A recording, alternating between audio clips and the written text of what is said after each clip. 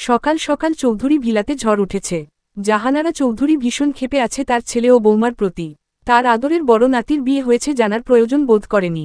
তিনি তার টমিয়ের বাসায় দুদিনের জন্য বেড়াতে গিয়েছিল, তার মধ্যে এরা এত কিছু করেছে যার জন্য জাহানারা চৌধুরী রেগে গোজগোজ করছে।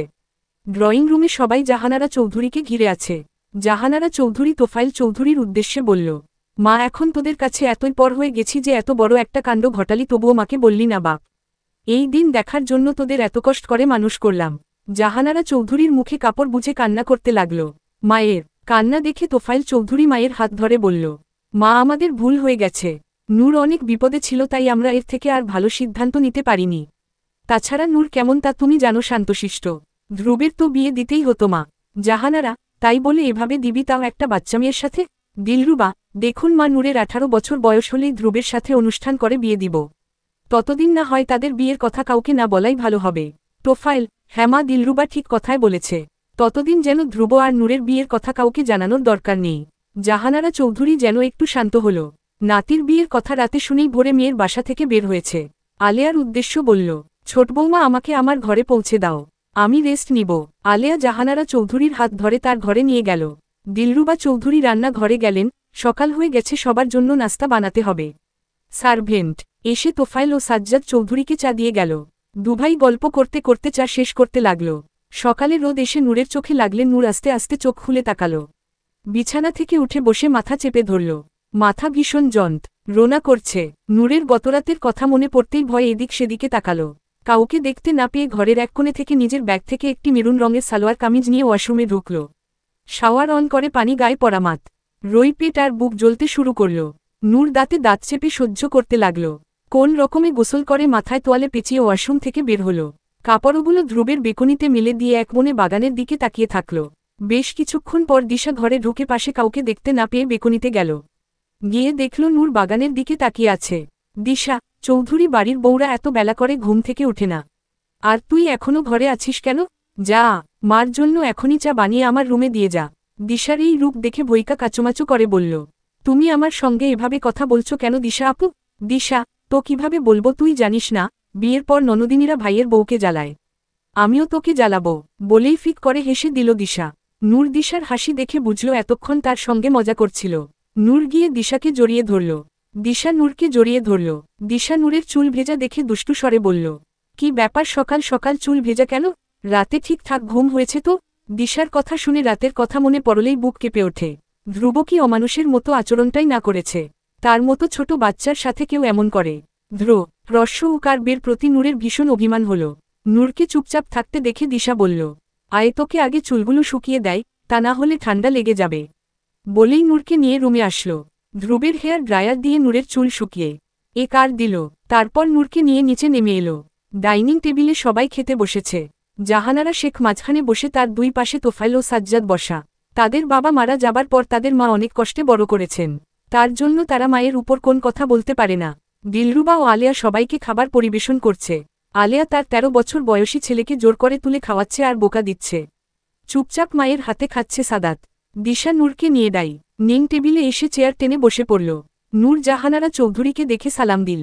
জাহানারা চৌধুরী নূরকে দেখে মুখ বাঁকা করে সালামের জবাব নিল।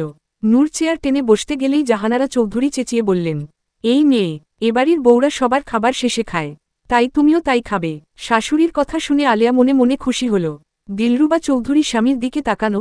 তোফাইল চৌধুরী ইশারায় আস্ত করলেন, তোফাইল, মানুর তো অনেক ছোট, ও আমাদের সঙ্গে খেয়ে নিক। গতকাল থেকে সে কিছু খায়নি। জাহানারা, ও ছোট বলে কি এবাড়ির নিয়ম পাল্টে যাবে? আমারও তো 14 বছরে বিয়ে হয়েছিল, তোর দাদি তো আমাকে সবার পরে খেতে দিত। তোফাইল আর কিছু বলল না। নূর চেয়ার ছেড়ে তড়িঘড়ি করে বলল, আমি পরে ফুপির সঙ্গে খেয়ে নিব, ফুফা সমস্যা নেয়। নূরের কথা শেষ হতেই সবাই দীর্ঘ নিঃশ্বাস ছাড়ল। আর আলেয়া মুখ বাঁকাল। জাহানারা চৌধুরী নূরের উদ্দেশ্যে বলল, আর তুমি মেয়ে, বাড়িতে শ্বশুর ও চাচা শ্বশুরের সামনে এভাবে এসেছ কেন চুল ছেড়ে দিয়ে? তাড়াতাড়ি চুল বেঁধে মাথায় কাপড় দাও।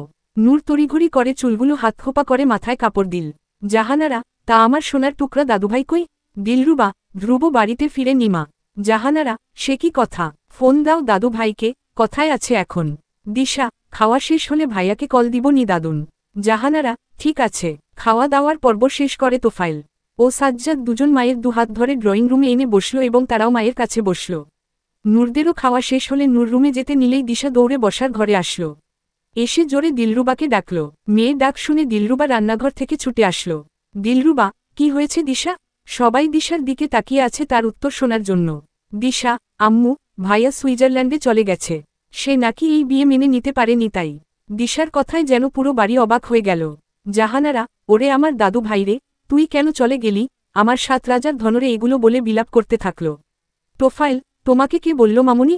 দিশা, আমি ভাইয়া কল দেওয়ার জন্য গেলে দেখি ভাইয়া আগে থেকেই মেসেজ দিয়ে রেখেছে। দিলরুবা মুখ শক্ত করে রেখেছে। কোন কথা বলছে না। তোফাইল স্ত্রীর দিকে তাকালো। দিলরুবার শান্তশিষ্ট ভঙ্গি দেখে তোফাইল ভরকে গেল। ছেলের যাওয়ার কথা শুনে তখন কেঁদে কুটে পাগল হয়ে যাওয়ার কথা, আর এই মহিলা এখনও চুপচাপ আছে কেন? সাংঘাতিক মহিলা। দিলরুবা বসার ঘর প্রস্থান করল। দিলরুবার গা ছাড়া ভাব দেখে আলিয়া বলল, তুমি এখনও কিভাবে নির্লিপ্ততা থাকতে পারো বড় ভাবি? দিলরুবা, তো আমি কি এখন বসে মরা কান্না শুরু করব? ছেলে আমার দেশ ছেড়ে গেছে, দুনিয়া ছেড়ে না। বলেই দিলরুবা নিজের কাজে চলে গেল। আলিয়া বড় ভাবির এমন কথা শুনে শরীর জ্বলে উঠল। শাশুড়ির পাশে গিয়ে বসে বলল, দেখলেন মা, বড় ভাবি কি বলল? নিজের ছেলে বিয়ে মানতে না পেরে চলে গেল। আর তার দেখ কোন ভাবনা চিন্তায় নেই। এই সব কিছু হয়েছে নূরের জন্য। নূরের দিকে তাকিয়ে রেগে বলল। সাজ্জাদ চৌধুরী নিজের স্ত্রীর এমন ব্যবহারে বিরক্তিকণ্ঠে বলল, দেখছি মায়ের থেকে মাসির দরদ বেশি। স্বামীর কথায় আলিয়া একটু দমে গিয়ে আবার তার শাশুড়ির উদ্দেশ্য বলল, মা, সব দোষ নূরের। ওর জন্য ছেলেটা নিজের মানুষজন ছেড়ে দেশ থেকে চলে গেছে। এই মেয়েটাকে আগে বাড়ি থেকে বের করুন। তোফাইল, নূর কোথাও যাবে না, ও এই বাড়িতে থাকবে। জাহানারা, কোন পরিচয় রাখবি তুই বাপ? ধ্রুব তো ওই মেয়েকে মেনেই নেয়নি। তোফাইল, আমার মেয়ের পরিচয় থাকবে এই বাসায় নূর। আজ থেকে আমার 2 মেয়ে। এ নিয়ে আর কোন কারো মাথা ব্যথা যেন না হয়। আলেয়া চৌধুরী জাহানারা চৌধুরীকে তার রুমে নিয়ে গেলেন। যেতে যেতে নূরের দিকে রাগী চোখে তাকালেন। নূর ভয়ে দিশার পিছনে গেল। নূর কান্না করছে, তার জন্য আজকে ধ্রুব ভাই দেশ ছেড়ে চলে গেলেন। তার জন্য এ বাড়িতে আজ এত ঝামেলা। নিজেকে নিয়ে নিজের ঘৃণা হচ্ছে। দিশা নূরের দিকে তাকালো। নূরের কান্না ভেজা চোখ দেখে দীর্ঘ নিঃশ্বাস ছাড়ল। নূরের চোখের পানি মুছে দিয়ে নূরকে তার ঘরে নিয়ে গেল।